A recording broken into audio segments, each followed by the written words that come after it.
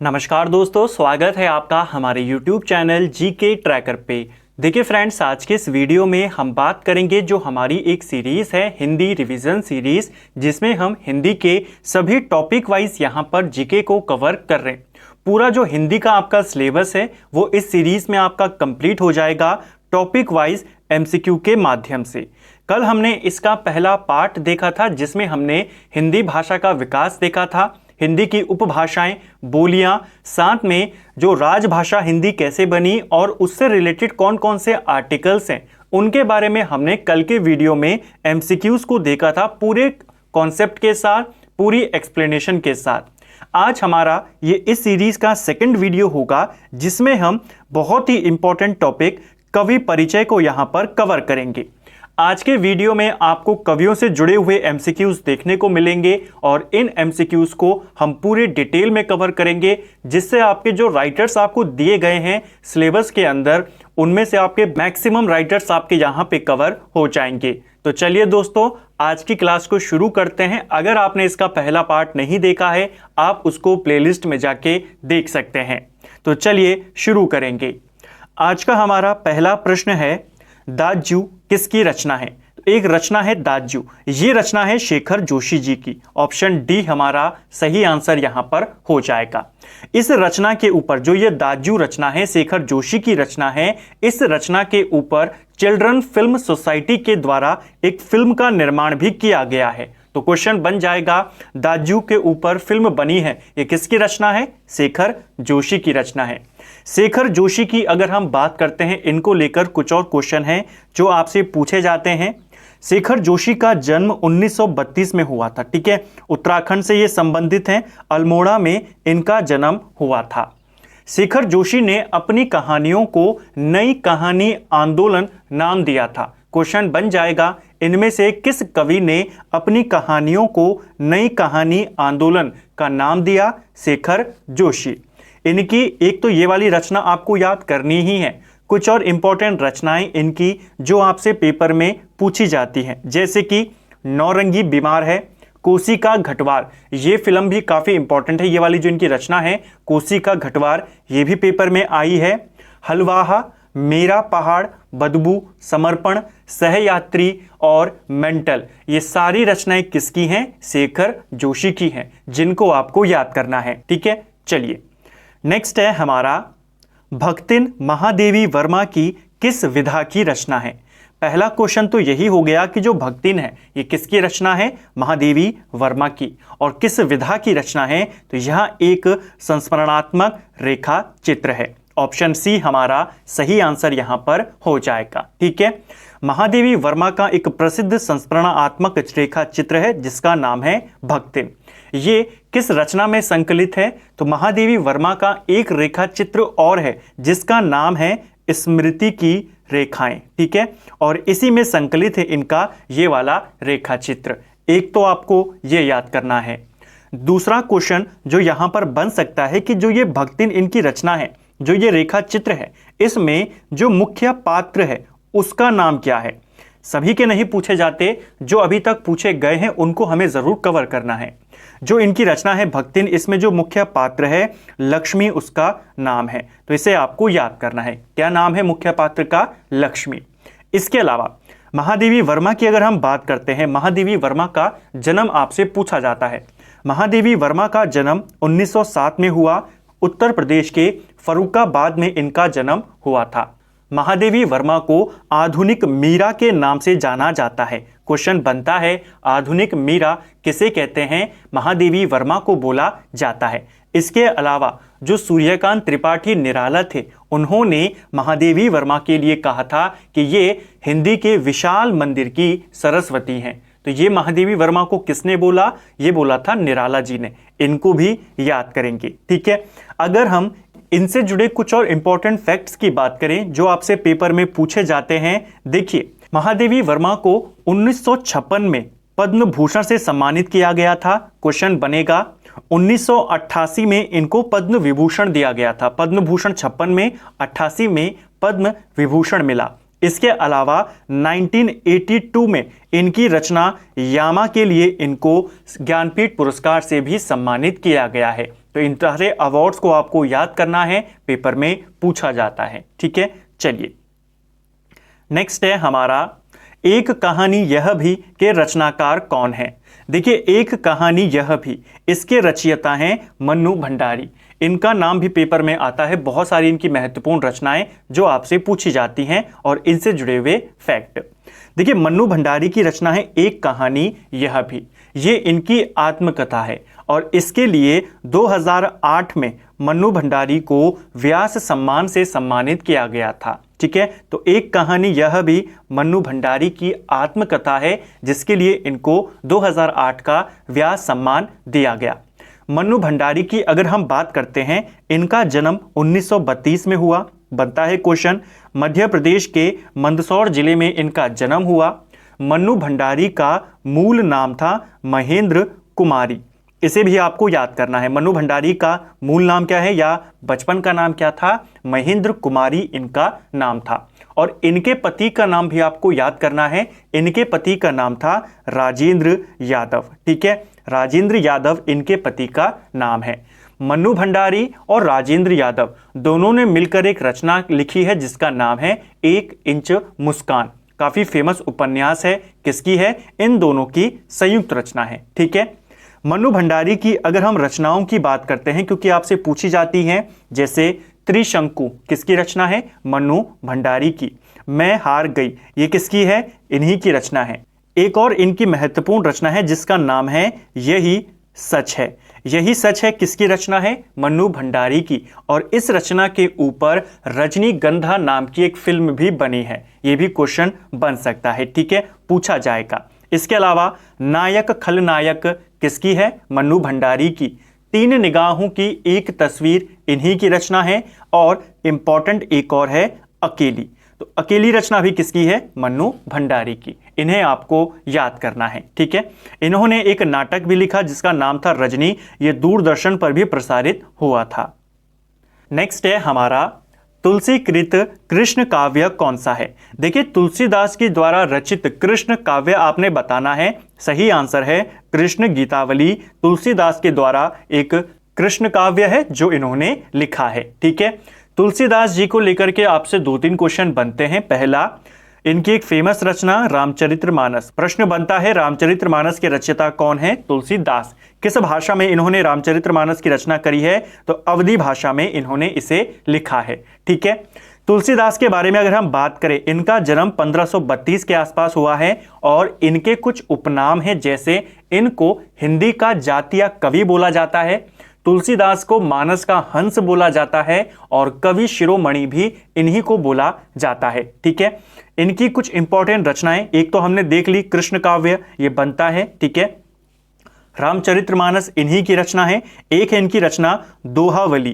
किसकी रचना है? दोहावली तुलसीदास की है और ये रचना इन्होंने ब्रज भाषा में लिखी है। इसको भी याद करेंगे। इसके अलावा पार्वती मंगल, जानकी मंगल, ये दोनों रचनाएं किसकी हैं? तुलसीदास की हैं। इसके अलावा रामाज्ञा प्रश्नावली और रामलाल नहुछु, ये रामलाल नहुछु बहुत बार पेपर में आती है, ये भी तुलसीदास की रचना है। ठीक है, इन्होंने विनय पत्रिका की रचना भी करी है। विनय पत्रिका किसकी रचना है?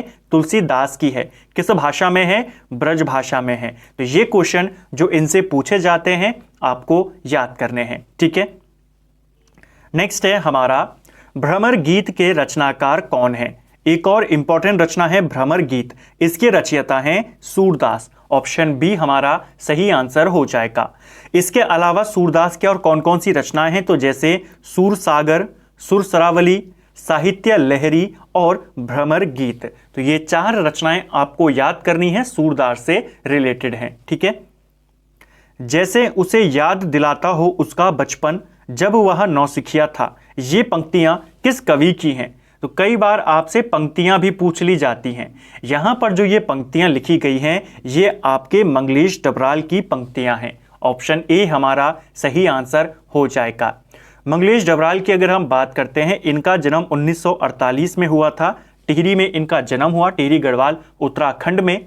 2000 में इनको साहित्य अकेडमी पुरस्कार दिया गया इनकी रचना हम जो देखते हैं के लिए। ठीक है, इनके 5 काव्य संग्रह हैं महत्वपूर्ण जो आपको याद करने हैं, पेपर में आते हैं, जैसे पहाड़ पर लालटेन, घर का रास्ता, हम जो देखते हैं, जिसके लिए इनको 2000 में साहित्य पुरस्कार मिला, साहित्य अकेडमी, नए युग के शत्रु और आवाज भी एक जगह है। ये 5 काव्य संग्रह हैं मंगलेश डबराल के। इसके अलावा इनके कुछ गद्य संग्रह भी हैं जो आपसे पूछे जाते हैं, जैसे लेखक की रोटी, कवि का अकेलापन, इनको भी याद करेंगे। और इनका एक यात्रा वृतांत भी है जिसका नाम है एक बार आयोवा। ठीक है, तो एक बार आयोवा किसका यात्रा वृतांत है? मंगलेश डबराल का। 2020 में इनका निधन हो गया था, तो इनको याद करेंगे, क्वेश्चन यहां से बन जाते हैं। ठीक है, नेक्स्ट है, उधो तुम तो अति बड़भागी, यह पंक्ति किस कवि की है? तो एक और लाइन जो आपसे पूछी गई है, उधो तुम तो अति बड़भागी, यह जो पंक्तियां हैं सूरदास की हैं। ऑप्शन डी हमारा सही आंसर हो जाएगा। ठीक है, सूरदास की एक पंक्ति और है जो इंपॉर्टेंट है, अलंकार में बहुत बार आती है, चरण कमल बंदो हरिराई। ये पंक्तियों की रचना किसने करी है? अगर पूछेगा, सूरदास ने करी है, और ये वाली पंक्तियां भी सूरदास के द्वारा लिखी गई हैं। सूरदास की रचनाएं हमने ऊपर देखी, इनसे आपसे क्वेश्चन बनता है कि किसके बारे में माना जाता था कि वो जन्म से अंधे थे? तो सूरदास जी के बारे में माना जाता है कि ये जन्मांध थे, यानी कि जन्म से ही अंधे थे। तो इनको भी आपको याद करना है। ठीक है, सूरदास को हिंदी साहित्य के जो अष्टछाप कवि हैं उनमें महत्वपूर्ण माना गया है, और अष्टछाप का जहाज इनको बोला जाता है। अष्टछाप के बारे में आगे हम डिटेल में बात करेंगे। इन सारे फैक्टों को आप लिखते हुए जरूर चले। मैं पूरी कोशिश कर रहा हूं कि आपको बिल्कुल सिंपल भाषा में सरल तरीके से आसान नोट्स के माध्यम से आपका जो कवि परिचय है उसके क्वेश्चन यहां पर आपको मिल जाएं और उसके नोट्स आपके तैयार हो जाएं। बहुत जल्द कवि परिचय के ऊपर एक मास्टर वीडियो आएगा जिसमें हम A to Z सभी जानकारियों को देख लेंगे। आज के वीडियो में भी आपको मास्टर वीडियो जितना तो नहीं मिलेगा, लेकिन उससे कम भी नहीं मिलेगा, इस बात की भी गारंटी है। तो साथ में नोट्स बनाते हुए जरूर चलें और जल्द कोशिश करेंगे इसके मास्टर वीडियो को लाने की, जिसमें हम एक साथ जो आपके 23 राइटर्स दिए हैं उनको कवर कर जाएं। आज के वीडियो में 23 के 23 तो कवर नहीं होंगे क्वेश्चंस, आपके जो राइटर्स हैं कम से कम आपके 16 से 17 राइटर्स के जो नोट्स हैं वो आज के इस वीडियो से बन जाएंगे। ठीक है, तो चलिए अब आगे कंटिन्यू करेंगे। नेक्स्ट है हमारा, इनमें से सबसे पुरानी भाषा कौन सी है? काफी सिंपल सा प्रश्न है। सबसे पुरानी भाषा है संस्कृत। लगभग सभी भाषाएं किससे निकली हैं? संस्कृत से निकली हैं। संस्कृत ही सभी की आदि जननी, और खास तौर पर हिंदी की आदि जननी भी संस्कृत को बोला जाता है। नेक्स्ट है हमारा, भक्तिन के रचनाकार कौन है? तो इनके बारे में हमने ऊपर बात करी थी कि भक्तिन के रचयिता कौन है, तो इसकी रचयिता हैं महादेवी वर्मा। ऊपर हमने बात करी थी ना कि भक्तिन किस प्रकार की रचना है, तो वो भी पेपर में आया है, और भक्तिन किसकी रचना है वो भी पेपर में आया है। ठीक है, तो महादेवी वर्मा की रचना है। महादेवी वर्मा की अगर हम कुछ इंपॉर्टेंट रचनाओं की बात करते हैं, इनके रेखा चित्रों की बात करते हैं, एक रेखा चित्र हमने ऊपर देखा, स्मृति की रेखाएं। इसके अलावा आपको याद करना है अतीत के चलचित्र, किसका रेखा चित्र है या किसका स्मरण है? ये आपके महादेवी वर्मा का है। इसके अलावा मेरा परिवार, ये किसका रेखा चित्र है? महादेवी वर्मा का। पथ के साथी, ये किसका है? ये भी इन्हीं का रेखा चित्र है या इनका संस्मरण है, आपको याद करना है। ठीक है, एक और चीज आपको याद करनी है, हमने ऊपर पंक्तियों के बारे में बात करी। एक फेमस पंक्ति जिसकी रचना महादेवी वर्मा ने करी है उसका नाम है मधुर मधुर मेरे दीपक जले। ये पंक्तियां किसकी हैं? महादेवी वर्मा की हैं। ठीक है, और इनकी महत्वपूर्ण रचना तो हमने बात कर ही ली है, यामा, जिसके लिए इनको ज्ञानपीठ पुरस्कार मिला था 1982 के अंदर। इसे भी आपको याद करेंगे। एक इनकी कहानी भी है जिसका नाम है गिल्लू। तो गिल्लू कहानी के रचयिता भी कौन है? महादेवी वर्मा है। इसके अलावा इनकी कुछ कविताएं जैसे निहार, रश्मि, ठीक है, नीरजा, सांध्य गीत, दीप शिखा, अग्निरेखा, ये सारी इनकी कविताएं हैं। नेक्स्ट है, मनोहर श्याम जोशी की सिल्वर वेडिंग कहानी का मुख्य पात्र कौन है? देखिए, जो मनोहर श्याम जोशी हैं इनकी एक प्रसिद्ध रचना है सिल्वर वेडिंग। इसका जो मेन पात्र है उसका नाम है यशोधर बाबू।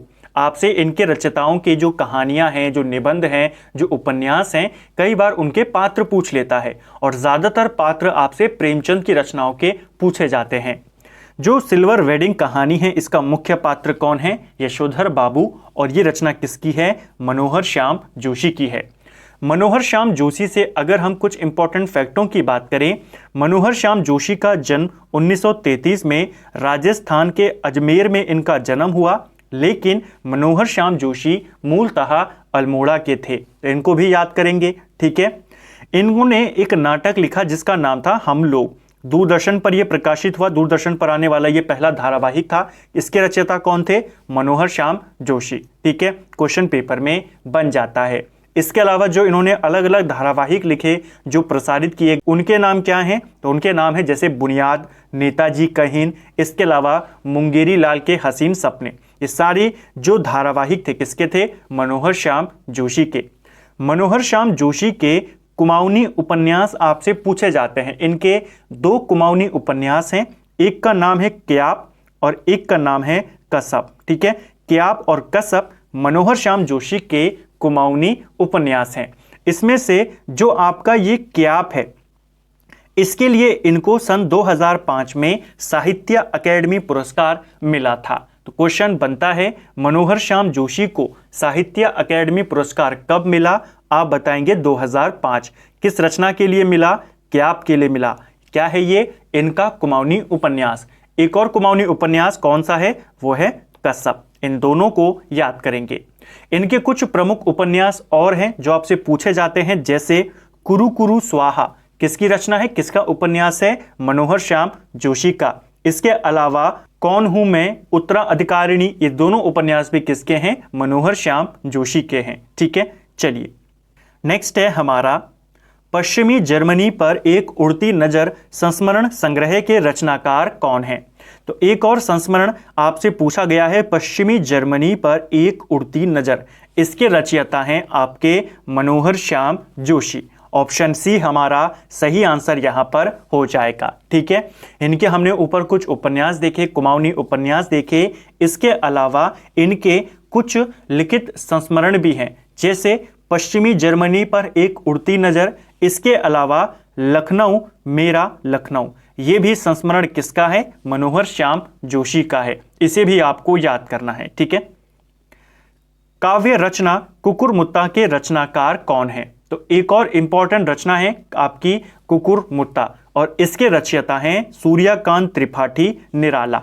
ऑप्शन सी हमारा सही आंसर हो जाएगा। ठीक है, सूर्यकांत त्रिपाठी निराला को छायावाद युग के 4 प्रमुख कवियों में शामिल किया जाता है। ठीक है, छायावाद के 4 कवि जो माने जाते हैं उसमें से एक हैं सूर्यकांत त्रिपाठी निराला। अन्य 3 कौन हैं? तो महादेवी वर्मा, सुमित्रानंदन पंत, जयशंकर प्रसाद, और चौथे हैं सूर्यकांत त्रिपाठी निराला। छायावाद के 4 कवि। ठीक है, निराला जी को, जो ये सूर्यकांत त्रिपाठी निराला हैं, इनको छायावाद का महेश बोला जाता है। इसे आपको याद करना है। ठीक है, छायावाद का महेश किसको कहते हैं? सूर्यकांत त्रिपाठी निराला को बोला जाता है। सूर्यकांत त्रिपाठी निराला के बचपन का नाम क्या था? तो इनके बचपन का नाम सूर्य कुमार था। इसे भी आपको याद करेंगे, और इन्हें महाप्राण उपनाम से भी जाना जाता है। क्वेश्चन बन जाएगा, महाप्राण उपनाम से किसे जाना जाता है? सूर्यकांत त्रिपाठी निराला को जाना जाता है। इनका पहला उपन्यास का नाम क्या है? तो इनके पहले उपन्यास का नाम था अप्सरा। इसे भी याद करेंगे। अन्य कौन कौन से इनके उपन्यास हैं? तो जैसे अप्सरा पहला था, इसके बाद इनका अलका आया, प्रभावती आया, इरावती चोटी की पकड़ आया, इसके अलावा निरुपमा आया। ये सारे उपन्यास किसके हैं? सूर्यकांत त्रिपाठी निराला के। इनके कुछ इंपॉर्टेंट कहानी संग्रह भी हैं जो आपको पूछे जाते हैं, जैसे कि लिली, चतुरी चमार, बहुत इंपॉर्टेंट है। किसकी है? सूर्यकांत त्रिपाठी निराला की है। नेक्स्ट है हमारा आपका बंटी किस विधा की रचना है? देखिए, आपका बंटी ये आपके मन्नू भंडारी की रचना है। पहले तो आपको ये याद करना है, यह एक उपन्यास है। ठीक है, आपका बंटी किसकी रचना है? मन्नू भंडारी की, और यह एक उपन्यास है। ठीक है, जो ये आपका बंटी उपन्यास है, डिवोर्स के बाद जो बच्चों को प्रभाव पड़ता है, बच्चों पर जो प्रभाव पड़ता है डाइवोर्स का, विवाह विच्छेद का, उसके बारे में बताया गया है कि उस बच्चे की मनोदशा पे क्या प्रभाव पड़ता है। तो ये किसमें बताया गया है? आपका बंटी उपन्यास में। किसकी रचना है? मन्नू भंडारी की रचना है। ठीक है, मन्नू भंडारी के 2 उपन्यास आपको और याद करने हैं। एक का नाम मैंने आपको ऊपर बताया, 1 इंच मुस्कान किसकी है? मन्नू भंडारी और इनके पति राजेंद्र यादव की। एक और रचना इनकी है जिसका नाम है महाभोज। ठीक है, महाभोज किसकी है? इन्हीं की है। विवाह विच्छेद की समस्याएं जो बच्चे को होती हैं वो आपका बंटी में है। ब्यूरोक्रेसी के अंदर जो भ्रष्टाचार है वो महाभोज में है। और इनके पति के साथ जो इन्होंने लिखा है उपन्यास वो है 1 इंच मुस्कान। ठीक है, किस कवि को एक भारतीय आत्मा कहा जाता है? देखिए, एक भारतीय आत्मा ये बोला जाता है माखनलाल चतुर्वेदी को। ऑप्शन सी हमारा सही आंसर हो जाएगा। जो माखनलाल चतुर्वेदी थे, इनकी रचनाओं में, इनकी कविताओं में ज़्यादातर राष्ट्रीयता की भावना होती थी, जिस वजह से इन्हें एक भारतीय आत्मा बोला जाता है। माखनलाल चतुर्वेदी की अगर हम बात करते हैं, इनका जन्म 1889 में इनका जन्म हुआ, मध्य प्रदेश में इनका जन्म हुआ और इनका निधन 1968 में हुआ था। तो आपको जन्म और निधन याद करना है। हिंदी साहित्य अकेडमी पुरस्कार जो इनको मिला था, इनको भी साहित्य अकेडमी पुरस्कार मिला हुआ है। साहित्य अकेडमी पुरस्कार इनको 1955 में दिया गया था इनकी रचना हेम तरंगिणी के लिए। क्वेश्चन बनता है, हेम तरंगिणी किसकी रचना है? माखनलाल चतुर्वेदी की है। 1955 में इसी के लिए इनको साहित्य अकेडमी पुरस्कार दिया गया था। ठीक है, आपको ध्यान रखना है। माखनलाल चतुर्वेदी की एक इंपॉर्टेंट रचना है जिसका नाम है कैदी और कोकिला। कैदी और कोकिला किसकी रचना है? माखनलाल चतुर्वेदी की रचना है। यह भी पेपर में पूछी जाती है। नेक्स्ट है, सूर्यकांत त्रिपाठी निराला ने निम्न में से किस पत्रिका का संपादन किया था? तो निराला के द्वारा जो पत्रिका थी मतवाला, इसका संपादन किया इन्होंने 1924 में। इस पत्रिका को भी आपको याद करना है। नेक्स्ट है हमारा, हिंदी भक्ति साहित्य में अष्टछाप क्या है? अष्टछाप बहुत बार आपसे पेपर में पूछा जाता है। हिंदी भक्ति साहित्य में अष्टछाप 8 कवियों का समूह है। ठीक है, इसकी स्थापना विट्ठलनाथ के द्वारा की गई थी। अष्टछाप में 8 कवि हैं जैसे हमने देखा। इन 8 में से 4 कवि वल्लभाचार्य के शिष्य हैं और 4 कवि विट्ठलनाथ के शिष्य हैं। वल्लभाचार्य के शिष्य कौन कौन से हैं? तो वल्लभाचार्य के शिष्य हैं सूरदास, कुंभनदास, परमानंद दास और कृष्णदास। विट्ठलनाथ के शिष्य कौन कौन से हैं? छीत स्वामी, गोविंद स्वामी, चतुर्भुज दास और उनके साथ नंददास। तो ये 4 आपके विट्ठलनाथ के हैं शिष्य और ये वाले 4 जो आपने ऊपर देखे ये आपके वल्लभाचार्य के हैं। तो ये पेपर में पूछे जाते हैं। अष्टछाप का जहाज किसको बोला जाता है? तो ये जहाज सूरदास को बोला जाता है। और किसने बोला था? विट्ठलनाथ ने बोला था। तो इसको भी आपको याद करना है। नेक्स्ट है हमारा, हम लोग की पटकथा का लेखन किसने किया था? दूरदर्शन का एक धारावाहिक है हम लोग। ठीक है, 1982 में आया था, दूरदर्शन पर आने वाला पहला धारावाहिक था और इसके रचयिता थे Manohar Shyam Joshi. Option C. Next है हमारा, राहुल सांकृत्यान का मूल नाम क्या था? देखिए, राहुल सांकृत्यान जिनको महापंडित भी बोला जाता है, इनका मूल नाम क्या था? केदार पांडे। ऑप्शन बी हमारा सही आंसर हो जाएगा। ठीक है, केदार पांडे या केदारनाथ पांडे इनका वास्तविक नाम था। ठीक है, इन्हें महापंडित के नाम से भी जाना जाता है। राहुल सांकृत्यान का जन्म 1893 में हुआ। यूपी में इनका जन्म हुआ और इन्होंने जब ये श्रीलंका में गए तो बौद्ध धर्म को अपना लिया था। ये क्वेश्चन भी बन सकता है कि इनमें से किस कवि ने बौद्ध धर्म अपना लिया था?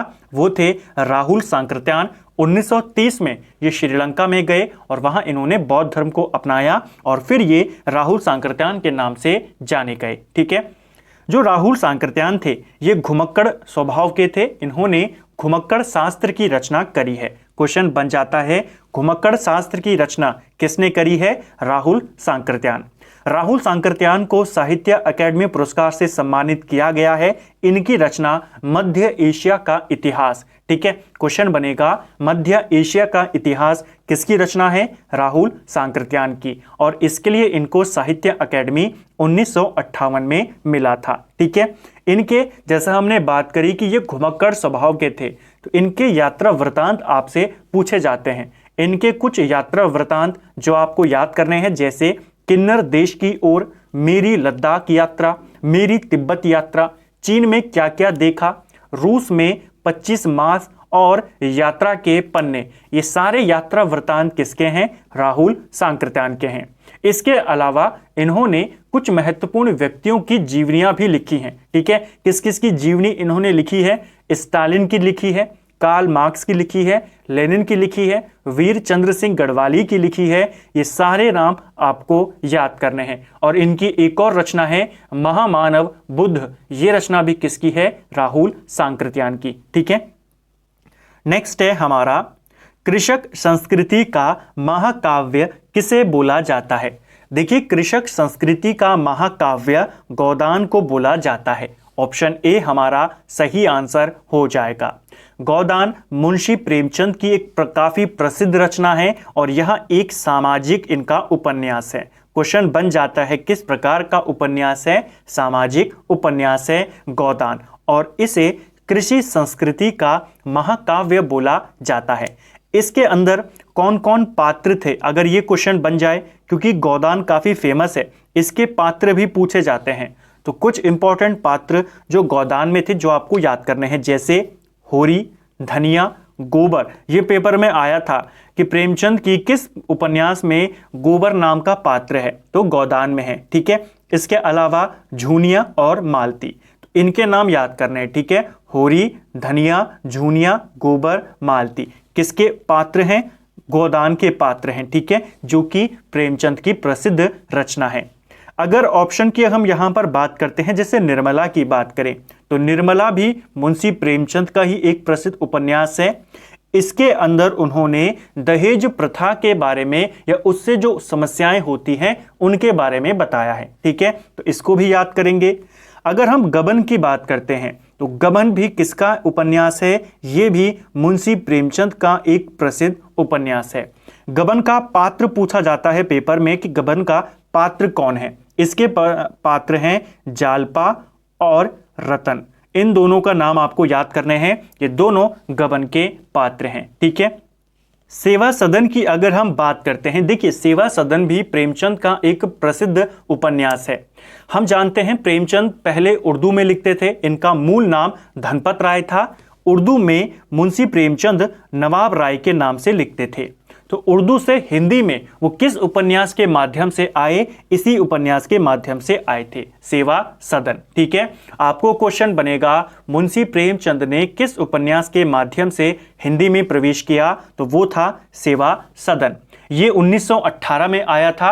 लेकिन एक चीज को याद करना, जो उनके पहले के उपन्यास हैं, शुरुआती उपन्यास हैं हिंदी के, ये मूल रूप से उर्दू में लिखे गए थे।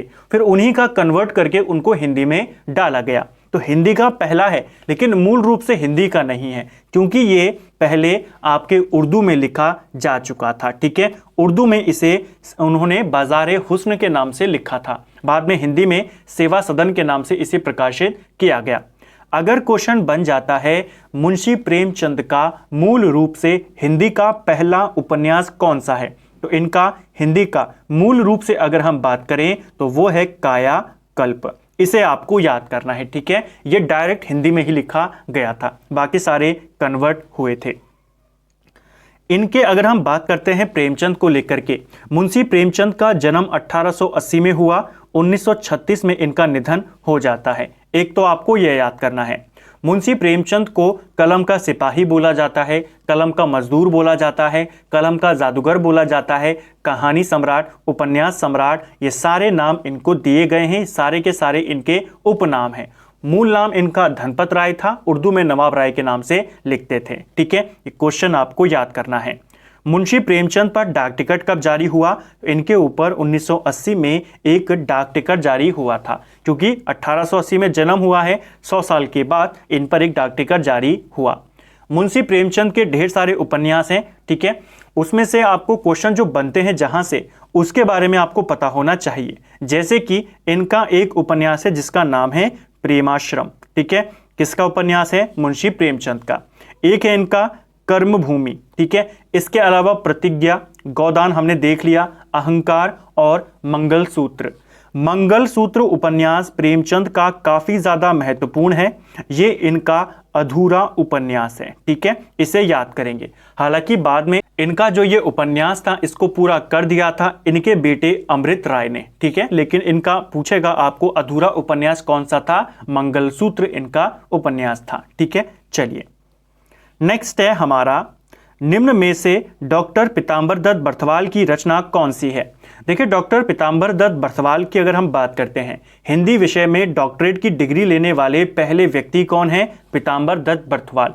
इनकी रचना या इनका जो शोध ग्रंथ था उसका नाम था हिंदी काव्य में निर्गुण संप्रदाय, ठीक है। तो इसे आपको याद करना है, ये पीताम्बर दत्त बर्थवाल की रचना है। अगर हम इनके बारे में बात करते हैं तो इनका जन्म 1901 में हुआ, पौड़ी गढ़वाल में इनका जन्म हुआ था। हिंदी विषय में डॉक्टरेट की डिग्री लेने वाले ये पहले व्यक्ति थे।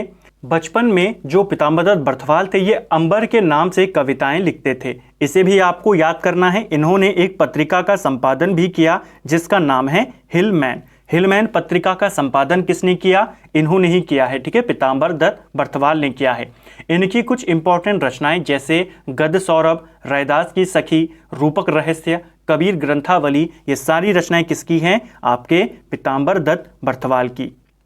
नेक्स्ट है, निम्नलिखित में से शैलेश मटियानी की रचना नहीं है। तो इनमें से कौन सी रचना शैलेश मटियानी की नहीं है आपने बताना है। सही आंसर है एक सड़क 57 गलियां, ये शैलेश मटियानी की रचना नहीं है। इसके अलावा 52 नदियों का संगम, आकाश कितना अनंत है, सर्पगंधा। इसके अलावा इनके अगर हम अन्य रचनाओं की बात करें जैसे बोरी बली से बोरी बंदर, कबूतर खाना, चंद औरतों का शहर, ठीक है, 52 नदियों का संगम हमने देखा, छोटे छोटे पक्षी, भागे हुए लोग, इसके अलावा उगते सूरज की किरण, ये सारे जो रचनाएं हैं किसकी हैं? शैलेश मटियानी की हैं। शैलेश मटियानी का जन्म भी 1931 में हुआ, अल्मोड़ा में इनका जन्म हुआ था। शैलेश मटियानी का जो मूल नाम है वह आपसे पूछा जाता है, रमेश चंद्र इनका मूल नाम था, ठीक है, इसे भी आपको याद करना है, पेपर में आ जाएगा। नेक्स्ट है, निम्न में से महादेवी वर्मा की रचनाओं का प्रकाशन का सही क्रम क्या है? तो ये क्वेश्चन यूके एसएससी में पिछले साल आया था कि महादेवी वर्मा की 4 इंपॉर्टेंट रचनाएं हैं, इन्हीं चारों का संकलन किया गया है उनके यामा में, जिसके लिए उनको ज्ञानपीठ पुरस्कार मिला था। उनका क्रम पूछ लिया गया, इनका सही क्रम क्या है प्रकाशन का? सही आंसर है ऑप्शन ए यहाँ पर, ठीक है।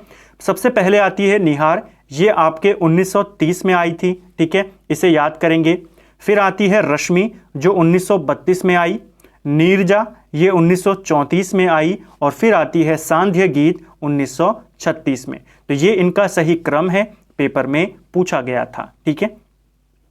सुमित्रानंदन पंत को सम्मानित किया गया है, तो कौन से पुरस्कार सुमित्रानंदन पंत को मिला है? उनको साहित्य अकेडमी भी मिला है, 1960 में मिला था कला और बूढ़ा चांद के लिए, और सुमित्रानंदन पंत को ज्ञानपीठ पुरस्कार भी मिला है, 1968 में मिला था चिदम्बरा के लिए, ठीक है। तो दोनों पुरस्कारों से सम्मानित हैं, ऑप्शन सी हमारा सही आंसर हो जाएगा। इसके अलावा इनको पद्म भूषण भी दिया गया था 1961 में, इन्हें भी आपको याद करना है, ठीक है। सुमित्रानंदन पंत की अगर हम बात करते हैं तो इनका जन्म 1900 में हुआ था, कौसानी में इनका जन्म हुआ था। सुमित्रानंदन पंत के बचपन का नाम गोसाई दत्त था। क्वेश्चन बन जाता है, इन्हें छायावाद का विष्णु बोला जाता है, जैसे महेश किसको बोला जाता है? सूर्यकांत त्रिपाठी निराला को, उसी प्रकार छायावाद का विष्णु सुमित्रानंदन पंत को कहते हैं। इनको भी आपको याद करना है, ठीक है। एक और चीज आपको याद करनी है सुमित्रानंदन पंत को लेकर के, इन्हीं के कहने पर 1957 में जो ऑल इंडिया रेडियो था उसका नाम बदलकर आकाशवाणी किया गया था। इनके ऊपर डाक टिकट जारी किया गया 2015 में, ठीक है, पूछा जाएगा। नेक्स्ट है, बहुमुखी प्रतिभा, यहां पर प्रतिभा होगा, का धनी व्यक्ति जिसने प्रेस, रेडियो, टीवी, वृत्तचित्र, फिल्म, विज्ञापन, संप्रेषण का ऐसा कोई माध्यम नहीं जिसके लिए उन्होंने सफलतापूर्वक लेखन का कार्य ना किया हो। तो इन सभी में लेखन का कार्य किसके द्वारा किया गया है? मनोहर श्याम जोशी के द्वारा किया गया है। क्वेश्चन बन जाता है, याद करेंगे। नए पत्ते के रचनाकार, ये किसकी रचना है? तो नए पत्ते के रचनाकार, ये रचना सूर्यकांत त्रिपाठी निराला की है। ये भी पेपर में पूछी गई थी कि नए पत्ते के रचनाकार कौन हैं? सूर्यकांत त्रिपाठी निराला। इसके अलावा अगर हम इनके अन्य कविताओं के बारे में बात करें, ये इनकी कविता है, ठीक है। अन्य कविता की बात करें तो एक आती है इनकी भिक्षुक, ठीक है। किसकी रचना है? निराला की रचना है। एक आती है गीत गाने दो मुझे, किसकी कविता है? निराला की कविता है, ठीक है। इनका एक काफी फेमस काव्य संग्रह है जिसका नाम है अनामिका। क्वेश्चन आता है अनामिका काव्य संग्रह किसकी रचना है? सूर्यकांत त्रिपाठी निराला की है। ये काव्य संग्रह इनका 1923 में आया था। इनका ये पहला काव्य संग्रह था और इसमें इनकी कुछ इंपॉर्टेंट रचनाएं संकलित की गई हैं, जैसे सरोज स्मृति, राम की शक्ति पूजा। क्वेश्चन बनता है किसकी रचना है? राम की शक्ति पूजा निराला की रचना है। इसके अलावा बादल राग, ये सारी रचनाएं इनकी इसी काव्य संग्रह में संकलित की गई हैं, जो आपको याद करना है, ठीक है। चलिए, इनकी एक और फेमस रचना है जो आपसे पूछी जाई है पेपर में, जूही की कली। किसकी रचना है? निराला की रचना है, ठीक है। नेक्स्ट है जूही की कली कविता किसकी है? तो वही क्वेश्चन आ गया, आसानी से बता देंगे, निराला की कविता है, ठीक है। कबीर वाणी के डिटेक्टर थे, किसने कहा है? तो कबीर को वाणी का डिटेक्टर ये बोला है किसके द्वारा? हजारी प्रसाद द्विवेदी के द्वारा। ऑप्शन डी हमारा सही आंसर यहां पर हो जाएगा, ठीक है। क्वेश्चन बन जाता है कबीर वाणी के डिटेक्टर हैं, किसका कथन है? हजारी प्रसाद द्विवेदी का कथन है, ठीक है, कथन है। अगर हम हजारी प्रसाद द्विवेदी की बात करते हैं, इनका जन्म 1907 में होता है। यूपी के बलिया में इनका जन्म हुआ। हजारी प्रसाद द्विवेदी का बचपन का नाम क्या था, ये पूछा जाता है। इनके बचपन का नाम था वैद्यनाथ द्विवेदी, ठीक है। बचपन का नाम क्या था इनके? वैद्यनाथ द्विवेदी, ठीक है। इसके अलावा काशी विश्वविद्यालय ने इनको ज्योतिषाचार्य की उपाधि भी दी है, इसे भी याद करेंगे। 1957 में इनको पद्म भूषण दिया गया और 1973 में इनकी रचना आलोक पर्व के लिए इनको साहित्य अकेडमी पुरस्कार भी दिया गया। इनकी कुछ इंपॉर्टेंट रचनाओं की अगर हम बात करें तो अशोक के फूल, कल्पलता, विचार, वितर्क, कुटज, एक कुत्ता और एक महीना, नाखून क्यों बढ़ते हैं, ये सारी रचनाएं किसकी हैं? हजारी प्रसाद द्विवेदी की हैं, ठीक है। इनके उपन्यास आपसे पूछे जाते हैं हजारी प्रसाद द्विवेदी के, ठीक है। ये जो हमने नाम देखे सारी इनके निबंध संग्रह थे। उपन्यास की बात करते हैं तो जैसे बाण भट्ट की आत्मकथा, चारू चंद्रलेखा, पुनर्वा, अनाम दास का पोथा, ये सारी रचनाएं किसकी हैं? हजारी प्रसाद द्विवेदी की हैं, ठीक है। नेक्स्ट है यह रचना महादेवी की नहीं है। तो इनमें से कौन सी रचना है जो महादेवी की नहीं है? पथ के साथी, स्मृति की रेखाएं, यामा, ये सारी रचनाएं हमने ऊपर पढ़ी, महादेवी वर्मा की हैं। जो उर्वशी रचना है ये रामधारी सिंह दिनकर की है, ठीक है। ये दिनकर की रचना है, महादेवी वर्मा की नहीं है, इन्हें याद करेंगे। नेक्स्ट है हमारा आदि काल को सिद्ध सामंत काल किसने कहा है? देखिए, जो आदि काल है हिंदी साहित्य की अगर हम बात करें तो अलग अलग वर्गों में से बांटा गया है, जिसमें आपका आदि काल आता है, ठीक है। आदि काल आपके 650 ईस्वी से लेकर 1350 ईस्वी के काल को माना जाता है। आदि काल को सिद्ध सामंत काल किसने बोला? राहुल सांकृत्यायन ने बोला। इनका नाम याद करेंगे, ठीक है। क्वेश्चन बनता है अलग अलग विद्वानों ने आदि काल को अलग अलग नाम दिया है। पहला क्वेश्चन तो ये बनता है कि हिंदी का जो साहित्यिक इतिहास है इसे अलग अलग कालों में किसने बांटा है, ठीक है।